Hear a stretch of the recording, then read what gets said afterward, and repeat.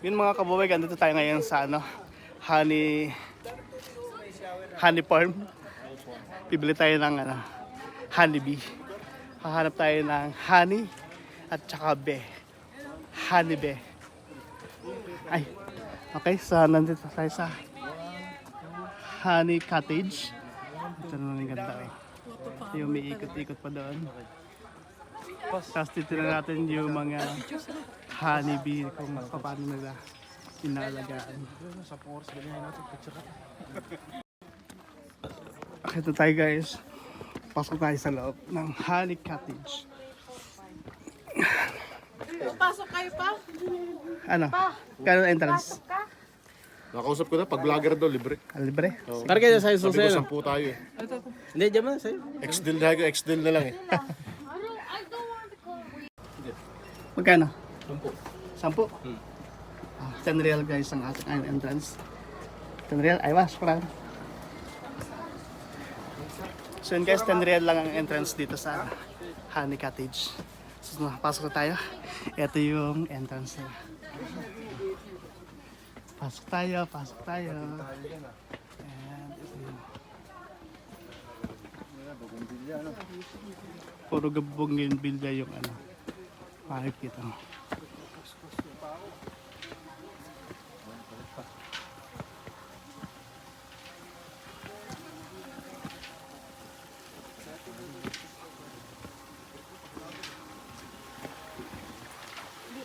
Natin vlogger tayo. Masyadong manual Kuya, lang ha. point pa.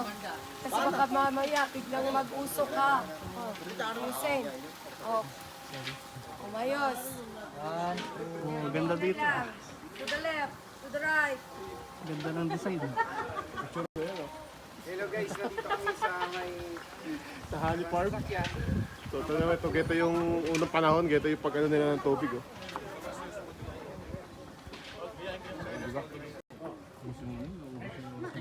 Ito yung bahay ng bee. Dito tayo guys sa bahay ni bee. Bee. Bahay ni bee. Dito tayo guys sa loob. Hello. Guys. Salam. Eid Mubarak. Face. Biya. Nababati lang. Nababati talaga sila. Awag mo. Tas.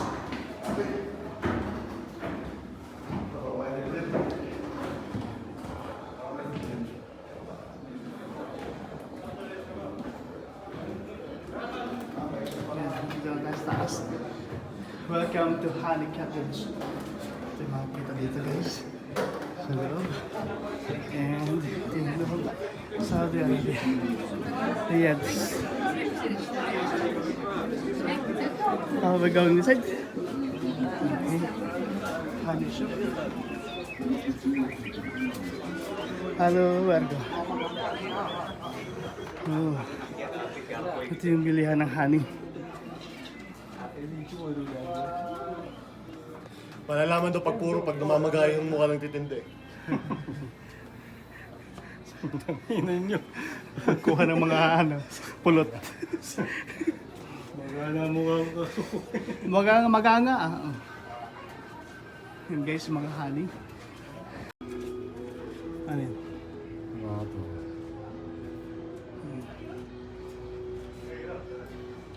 Ganda ang design. Kahit kahoy yung bahay. No? Maganda yung design. Kaya ito yung chandelier.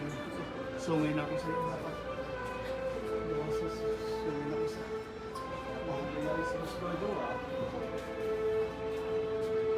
nakonta kaya ni Jepo yung kanyang GoPro. Oo, talaga. Baka nung nagpipicture ng nakatuwad siya.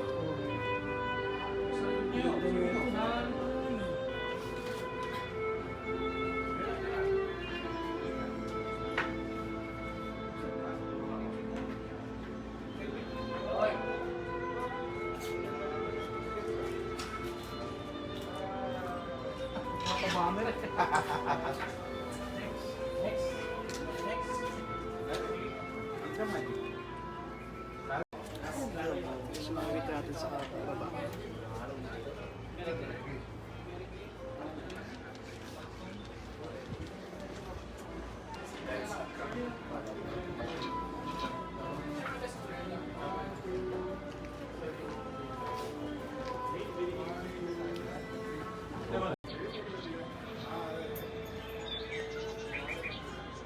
Nandito pa rin tayo guys sa loob ng bahay ni Jollibee sa Honey Cottage. And pipila tayo dito guys. Ito yung mga honey. Ano bang pinipilahan dito? Yun yung mga kabuwig. Titikman natin yung honey dito. Ay yung bee. Ay yung honey. Sinong gusto tikman? Yung honey o yung bee? Anong pinipilahan nyo dyan? Ayuda. Ayuda.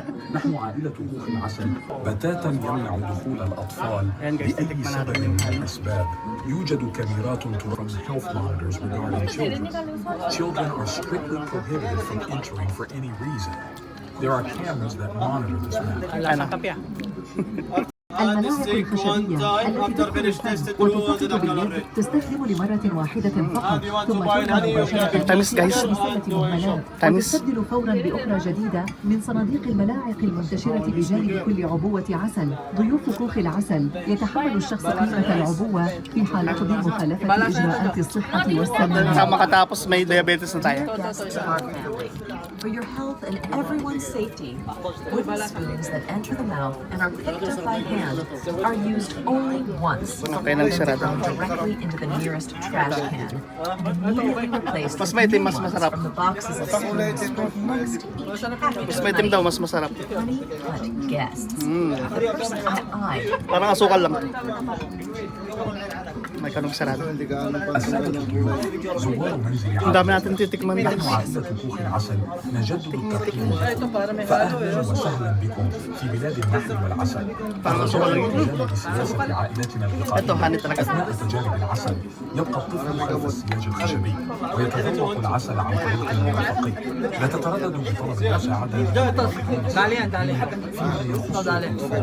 بتاتا يمنع دخول الأطفال لأي سبب من Carnival ya, carnival. كاميرات تراقب هذا الخصوص. Dear guests, visitors to our family home. The Honey Cottage family welcome to you at Land of Green and Sun. Please must comply with our family safety policy of the Honey Tribe. Ba't may pangalan? Ay, may pangalan pala doon. No offense and taste the honey. May moringa yan.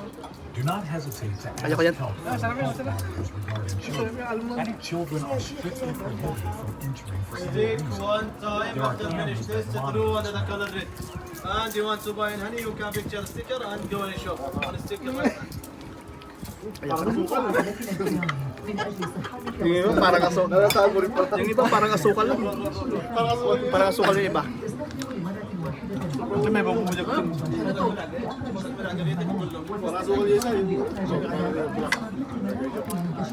Tamis na naman. Lahat ng kulay pula basta. Ay, ayoko to. Parang asukal din. Ito yun. Sim-sim to doon. Hindi pa yung apoy eh. Kanan. Akala kasama yung apoy eh. Tingnan nyo guys. Sarap na itong pula. Stick roll. Stick roll, okay? Stick roll. Ano daw?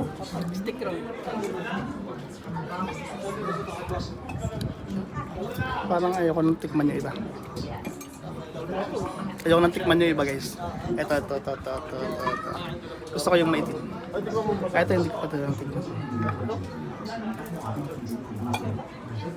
Kulay pula. Saan ko na lang muna natin dito. Parang asukal lang siya.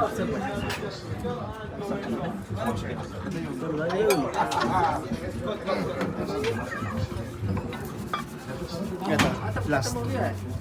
Ay, napadami. Ito guys, tikman natin. Para pare-pareho ng lasa eh.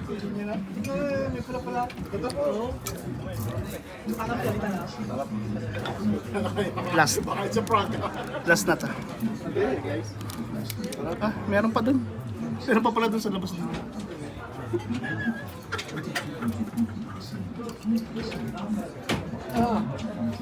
Anong pangalan? May mga pangalan siya dito. Tandaan nyo kung alam mo. Para-pareho na eh. Meron pa dito guys. Yung guys, meron pa dito. Isang steak, isang sausa, tapos isang tikim. Pagkatikim mo, tatapon mo na yung steak syempre para hindi malawayan yung... Meron pa pala rito. Meron pa. Meron pa dito. Meron pa pala rito. Magsawa kayo sa honey. Start dito. Dito mabuksan. Meron pa. Hindi pa rin sawa. Parang ayaw ko na.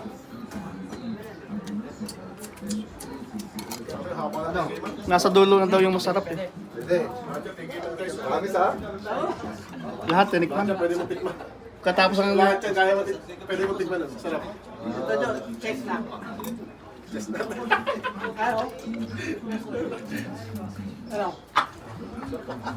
Parang may gamot. Papabangon din. Citrus?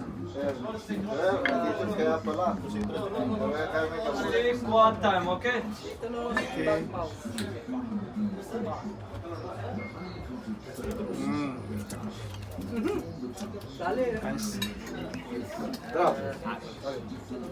Kuya. Ayan. Parang sobrang dark na kulay. Yung guys, ayaw na natin tikman yung iba. Sobrang tamis na. Kahit mapak lang.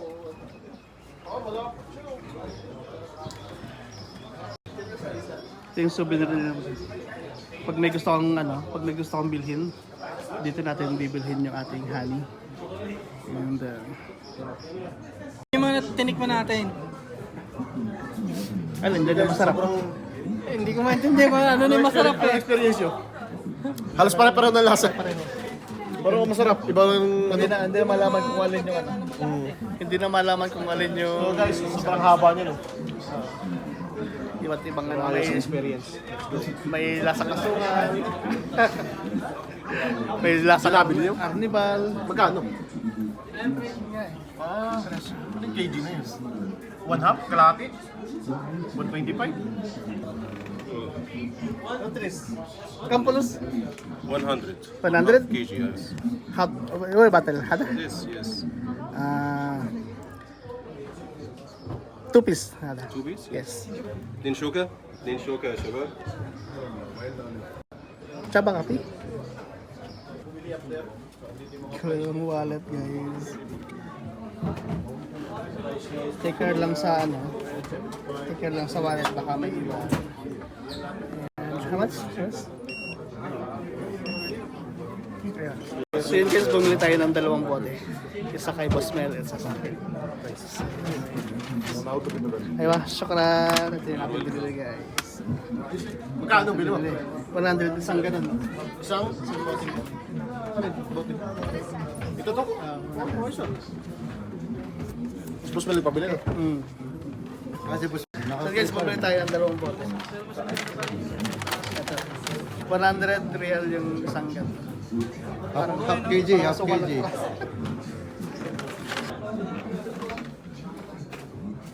Tayo dito.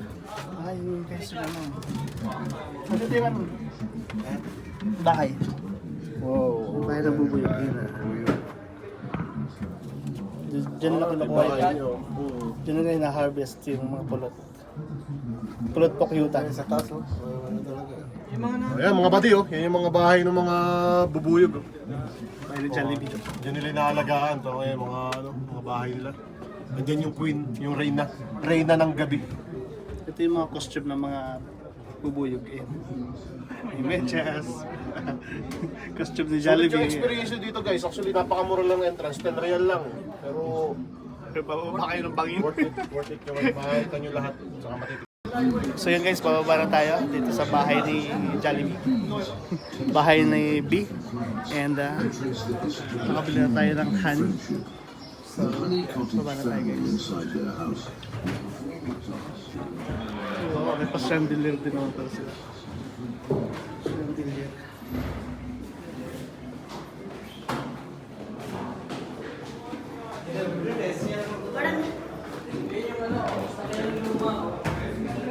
Saan?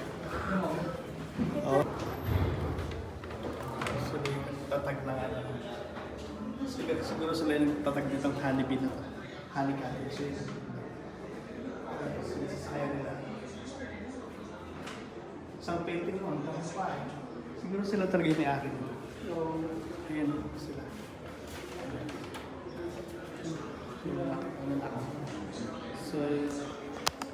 So yun guys, bababa na tayo ng bahay. Actually, laka ng bahay. Parang magandang bahay na lumang bahay. Pero ang ganda ng design. Super ganda. So yun guys, maraming salamat sa pagsama sa amin, sa pag-iikot dito sa Honey Cottage. Punta kayo dito guys, advisable ko sa inyo. Recommended ko sa inyo, punta kayo dito. Dahil maganda yung place, maganda yung bahay, 10 real lang yung entrance. So yun guys, maraming salamat. Hanggang sa muli. Alams.